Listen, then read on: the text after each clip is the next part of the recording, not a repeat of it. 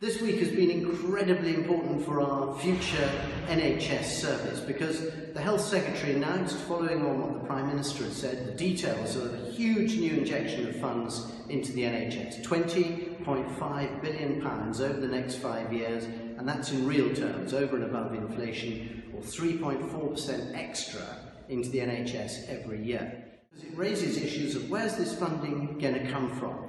And there will have to be an increase in taxation somewhere in there to help fund this huge increase. Now, what I've been arguing for is a hypothecated fund, that is, a special source of tax revenue purely for the NHS, or to widen it, because that's what matters now, it'll need to be for health and social care.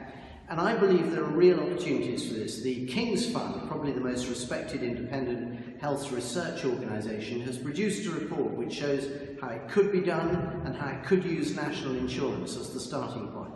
Of course, there are lots of questions, but I'm going to be pursuing this with colleagues, with the Treasury, so that by the time the Chancellor makes his announcements about how we're going to fund this huge increase to the NHS, he's got the real possibility of using a hypothecated fund to allow people to see what the cost of the NHS really is to all of us individually. Now, at the same time, there are one or two other things happening. It's very important that productivity increases, so I've asked the Health Secretary to look at how they implement IT projects, which are often expensive and sometimes under-deliver, which is roughly the situation in Gloucester at the moment.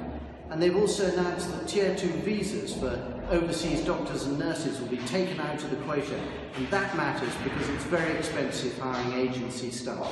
So big week for the NHS, big week for health and social care, but still big issues that we need to decide on.